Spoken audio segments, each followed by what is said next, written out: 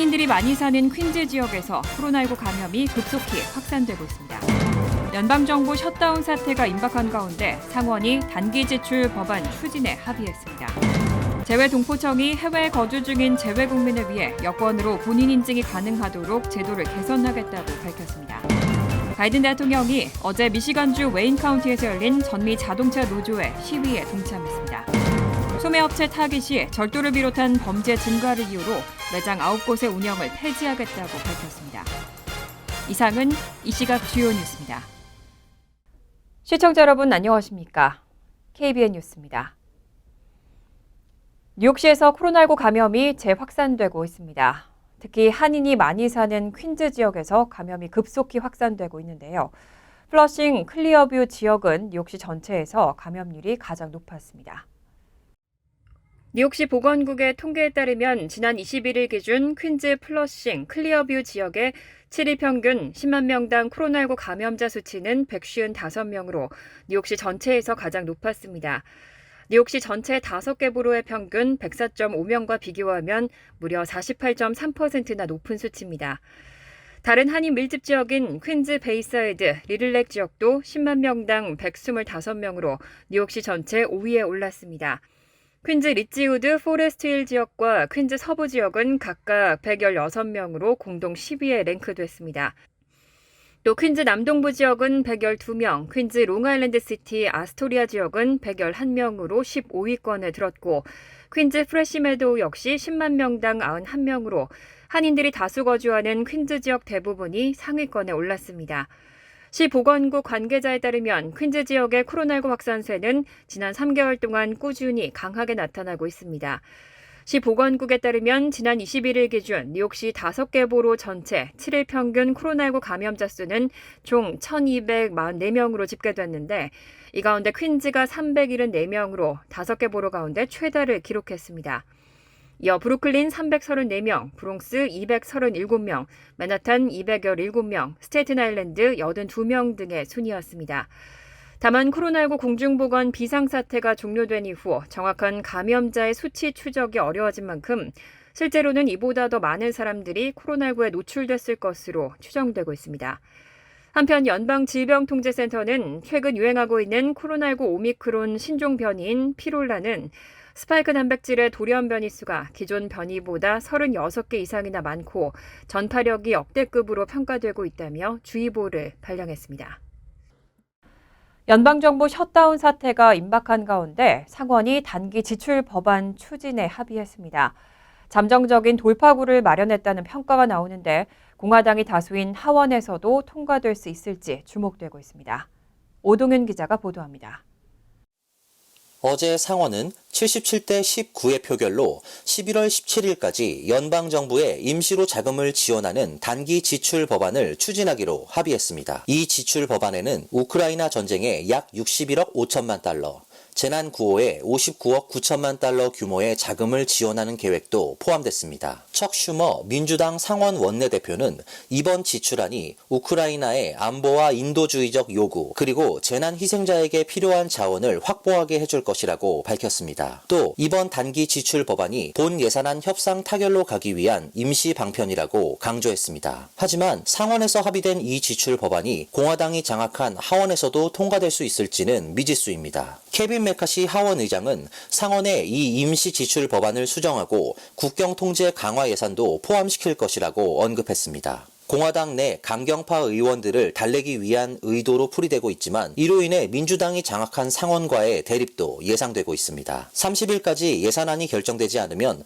연방정부는 셧다운에 들어갈 수밖에 없지만 해당 법안이 하원에서 통과되면 셧다운은 일단 피할 수 있게 됩니다. KBN 뉴스 오동윤입니다. 이런 노력들에도 불구하고 연방정부가 셧다운에 들어가면 80만 명의 정부 직원들은 강제 무급 휴가에 들어가게 됩니다. 하지만 소셜연금과 장애수당 등은 여전히 지급됩니다. 셧다운이 현실화될 경우 미칠 여러 가지 영향에 대해 예상이 나오고 있습니다. CNN 방송은 어제 보도에서 연방정부가 내년 회계연도 예산안에 합의하지 못할 경우 약 80만 명의 정부 직원이 강제 무급 휴가에 들어갈 것으로 보인다며 셧다운이 미칠 영향에 대해 보도했습니다. 하지만 이런 상황에서도 소셜연금과 장애수당은 계속 지급될 예정입니다. 실제로 많은 시니어들은 소셜연금을 잃을까봐 우려하고 있지만 이런 수당은 의무 지출로서 신탁기금을 통해 지급되기 때문에 셧다운과는 별개로 지급됩니다. 각 지역 사회보장국과 콜센터 등도 계속 운영될 예정이고 소셜 시큐리티 카드 발급, 이의신청과 같은 서비스도 제공됩니다. 사회보장국 관계자는 셧다운 시에도 대부분의 직원이 일을 계속하고 6만 2천 명의 직원 가운데 단지 약 8,500명만이 무급 휴직을 떠나게 될 것이라고 전했습니다. 단 셧다운이 발생하면 지원 프로그램에 대한 혜택 확인과 메디케어 카드 교체 등 일부 서비스는 일시적으로 중단됩니다. 소셜 시큐리티 워크스의 낸시 알트먼 회장은 현재 사회보장국의 직원 수가 수십 년 만에 최저 수준이기 때문에 셧다운이 발생하면 어느 정도의 서비스 지연 등 악영향이 있을 것이라고 전했습니다. 한국의 대다수 웹사이트에서는 본인 명의의 핸드폰을 통한 본인 인증 절차를 채택하고 있습니다. 때문에 해외에 거주하는 경우는 이 사이트 이용에 불편을 겪는 경우가 많았습니다. 재외동포청이 이제는 여권으로 본인 인증이 가능하도록 개선하겠다고 밝혔습니다. 재외동포청과 한국행정안전부 그리고 법무부가 해외에 거주 중인 재외국민이 한국통신사의 셀폰 서비스를 이용하지 않아도 여권을 통해 쉽게 본인 인증을 할 수 있도록 제도를 개선하겠다는 계획을 밝혔습니다. 어제 열린 정책 고객과의 대화에서 재외동포청은 재외국민이 한국통신사에 유심이 없어도 여권을 활용해서 본인 여부를 인증할 수 있는 새로운 서비스가 내년 하반기부터 실행될 예정이라고 밝혔습니다. 현재 한국의 많은 웹사이트들은 이용자의 본인 인증 방법으로 통신사 셀폰 번호를 활용하고 있습니다. 이로 인해 미국 등지에서 생활하는 재외국민들은 인증을 통과하지 못하고 한국 웹사이트 이용 시 막대한 어려움을 겪고 있는 실정입니다. 이에 대한 개선안으로 재외동포청은 내년 하반기부터 여권을 이용한 본인 인증 서비스를 시작할 계획이고 당장 다음 달부터는 재외공간에서 가족관계나 국적 관련 신고를 한 재외국민에게 외국 통신사 셀폰 번호로 처리 진행 상황을 통지하겠다고 밝혔습니다. 한편 LA 총영사관 등 재외공간 민원실에서는 이미 방문객들에게 공동인증서를 발급하고 있습니다. 재외국민들은 이 공동인증서를 통해 영사민원 24, 정부24, 운전면허 통합민원, 한국의 은행 업무 등 다양한 온라인 서비스를 이용할 수 있습니다. 오늘 10월 1일부터 비민비자 갱신이나 변경 신청서 양식을 제출할 때 대부분의 경우 생체인식 정보 제출이 면제됩니다. 이민서비스국이 오는 10월 1일부터 비민비자 갱신 및 변경 신청서 I-539 양식 제출 시 대부분의 경우 생체인식 정보 제출이 필요 없어진다고 밝혔습니다. 만약에 특정 이유로 인해 생체 인식 정보를 제출해야 하는 케이스로 판단될 경우에도 생체 인식 서비스 수수료 $85는 면제됩니다.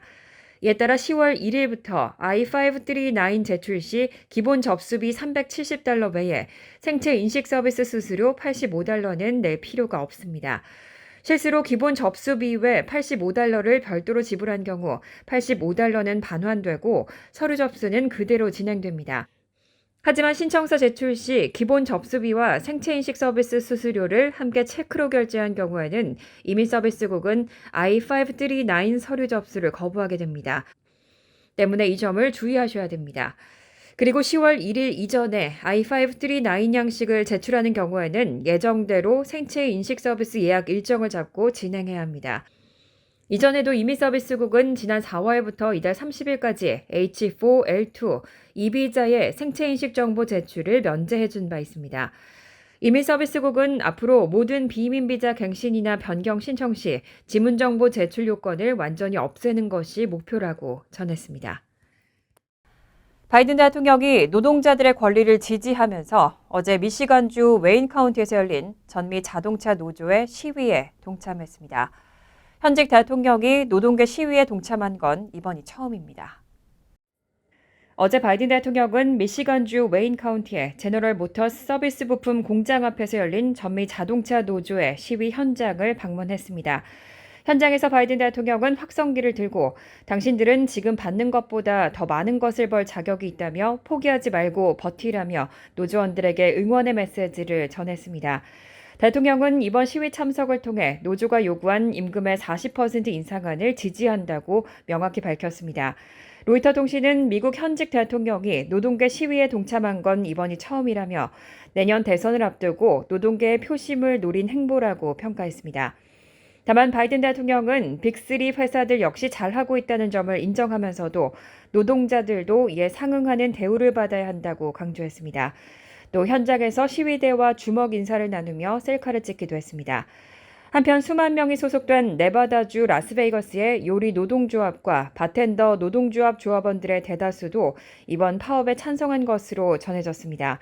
오늘 두 노조는 X를 통해 투표 참여 조합원의 95%가 파업 승인에 찬성표를 던졌다고 밝혔습니다.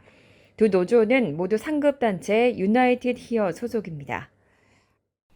소매업체 타깃이 절도를 비롯한 범죄 증가를 이유로 매장 9곳의 운영을 폐지하겠다고 밝혔습니다. 소매업체 타겟이 뉴욕시 흑인 거주 지역인 이스트 할렘 한 곳을 비롯해 워싱턴주 시애틀의 2곳, 오리건주 포틀랜드에서 3곳, 캘리포니아주 샌프란시스코, 오클랜드 3곳 등 4개 지역의 9개 매장 운영을 다음 달 21일 중단한다고 밝혔습니다. 타겟은 절도와 조직적인 소매 범죄로 직원과 고객들의 안전이 위협받고 지속적인 영업 실적도 낼 수 없는 만큼 이들 매장을 계속 운영할 수 없다며 폐쇄 이유를 밝혔습니다. 또 보안 요원 확충 등 절도 방지를 위해 투자했지만 근본적인 어려움을 통제하기에는 부족했다고 덧붙였습니다. 다만 타깃 측은 해당 매장에서 절도가 얼마나 늘어났는지 구체적인 정보는 공개하지 않았습니다. 하지만 타깃은 여전히 미 전역에 2,000개에 가까운 매장이 있고 이번에 문을 닫은 4개 지역에도 여전히 150여 곳의 점포를 운영하고 있습니다. 한편 어제 미국 소매협회도 범죄 증가로 인해 소매업체들이 점포 문을 닫거나 영업시간을 줄이고 취급 제품을 바꾸고 있다고 발표했습니다. 타깃뿐 아니라 놀스트롬과 월마트 등도 조직적 소매 범죄에 따른 이윤 하락 등을 언급한 바 있습니다. 월마트는 지난해 절도 증가로 점포 영업을 중단할 수 있다고 밝힌 데 이어 최근에는 포틀랜드 소재 점포들의 문을 실제로 닫았습니다. 의류와 장난감, 가구 등 선택지에 대한 미국인들의 소비가 줄고 있다는 관측 속에 이날 매장 폐쇄 소식까지 전해지면서 뉴욕 증시에서 타깃 주가는 2.48% 하락했습니다. 타깃 주가는 지난해 36%가량 떨어진 데 이어 올해 들어서도 26% 넘게 내려갔습니다. 지난해 뉴욕시에서 약물 남용으로 인한 사망자 수는 3,000명을 넘어섰습니다. 관련 통계를 집계한 이래 역대 최고로 증가했습니다. 뉴욕시 보건정신건강국에 따르면 지난해 뉴욕시에서는 총 3,026명이 약물 남용으로 사망한 것으로 집계돼 전년도보다 12% 증가했습니다. 2000년 관련 통계 집계를 시작한 뒤로 가장 많은 규모입니다. 다만 아시안 사람들의 약물 남용 사망 비율은 다른 인종과 비교해 눈에 띄게 낮았습니다. 지난해 약물 남용으로 인한 사망자를 인종별로 보면 흑인은 10만 명당 62명, 라틴계 53.1명, 백인 36.5명 등이었고 아시아는 3.4명에 그쳤습니다. 2021년도보다 사망률이 낮아진 건 아시안이 유일했습니다. 하지만 55세에서 84세의 흑인의 사망률은 10만 명당 110.6명에 달해 다른 인종 나이보다 사망률이 월등히 높았습니다. 보고서는 모든 인종이나 나이, 소득, 거주지를 불문하고 약물 남용이 확대되고 있다고 지적하며 특히 흑인 사이에서는 맞춤형 접근이 필요하다고 강조했습니다. 뉴욕시의 각 구 중에서는 브롱스의 사망률이 가장 높았고 특히 팬데믹이 시작된 이후로 2배 이상 증가했습니다. 사망에 이르게 한 약물은 펜타닐이 대표적으로 지난해 사망자의 81%는 펜타닐 이용자였습니다. 보고서는 펜타닐로 인한 사망이 6년 연속 증가세로 실시간으로 남용을 체크하는 방안이 필요하고 개인적인 압박감으로 혼자 약물을 남용하다 사망하는 사례가 발생하는 만큼 정부가 개입하는 방안을 고려해야 한다고 분석했습니다. 간추린 소식입니다. 연방통신위원회 FCC는 통신망 제공 사업자가 모든 컨텐츠를 차별 없이 다뤄야 한다는 원칙인 망 중립성 관련 규칙을 부활시키겠다고 밝혔습니다. 또 가정과 기업에서 사용되는 유선 서비스, 모바일 데이터 등 인터넷 서비스를 필수 통신으로 지정할 예정입니다. 인터넷 서비스 사업자가 웹사이트, 온라인 컨텐츠에 대한 접근을 막거나 속도를 늦추는 것을 금지하는 것은 물론 일부 웹사이트에 대해 선택적으로 접속 속도를 높이는 것을 방지하는 내용 등도 담겼습니다. 연방통신위원회는 다음 달 19일 규칙 초안에 대한 내부 투표를 진행한다는 계획입니다. 연방거래위원회 FTC가 어제 아마존닷컴을 독점금지법 위반 혐의로 제소했습니다. 주력 사업인 인터넷 통신 판매에서 플랫폼으로서의 우월적 지위를 남용하고 있다고 판단한 겁니다. 위원회는 아마존이 판매 사이트에 입점한 소규모 사업자에게 높은 수수료를 부과하고 있고 사업자가 다른 경쟁 사이트에서 저렴하게 판매할 경우 아마존 사이트에서 검색하기 어렵게 하는 등 불이익을 주는 행위 등도 문제 삼았습니다. 인터넷 쇼핑몰은 아마존의 주력 사업으로 위원회의 주장이 법원에서 인정되면 아마존 입장에서는 비즈니스 모델의 근간이 흔들릴 수도 있습니다. FTC는 또 성명에서 아마존이 우선적으로 자사 상품을 잘 보이는 위치에 올리는 점도 문제점으로 꼽았습니다.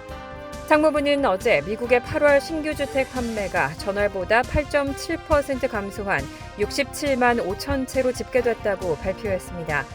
지난 3월 이후 가장 부진한 것으로 매출은 전년 동월 대비 5.8% 높았습니다. 8월 새로 지은 신규 주택의 평균 판매 가격은 43만 300달러로 지난해 8월 대비 2% 하락했습니다.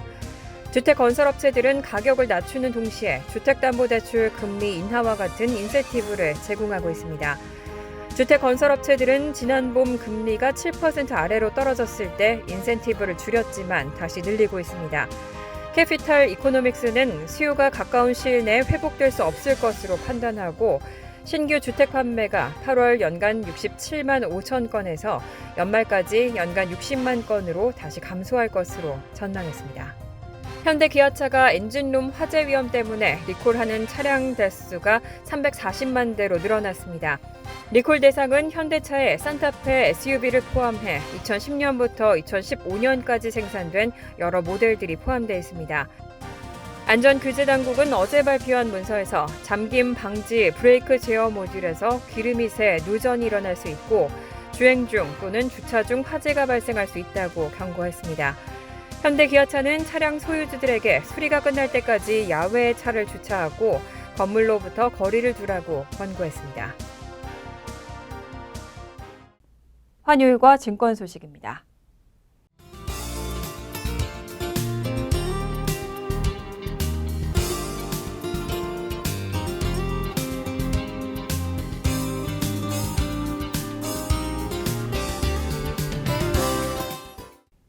이어서 날씨입니다. 목요일은 부분적으로 화창하겠지만 오후부터는 소나기 내릴 가능성이 있습니다. 낮 최고 기온은 62도, 섭씨 17도, 밤 최저 기온은 58도, 섭씨 14도로 예상됩니다. 금요일은 종종 천둥 번개를 동반한 소나기 내릴 가능성이 있겠습니다. 토요일은 흐린 가운데 오전에는 소나기 가능성이 있겠고 오후에는 개겠습니다. 이상으로 KBN 뉴스를 마칩니다. KBN과 함께 즐거운 저녁 되시기 바랍니다.